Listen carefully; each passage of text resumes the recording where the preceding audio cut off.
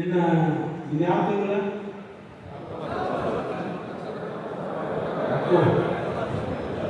November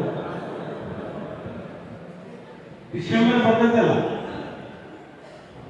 ಡಿಸೆಂಬರ್ದೊಳಗೆ ಕಾರ್ಖಾನೆಗಳು ಚಾಲು ಇರ್ತಾವು, ಸೂಕ್ತ ದೇಶನೂ ಪ್ರಾರಂಭ ಆಗಿರ್ತದೆ. ಆ ಸೂಕ್ತ ದೇಶ ಏನೋ ಪ್ರಾರಂಭ ಆಗೈತಲ್ಲ, ಅವಾಗ ಲಕ್ಷ್ಮಣ ಸವದಿ ಏನನ್ನೋದು ಈ ಕಳ್ಳರಿಗೆ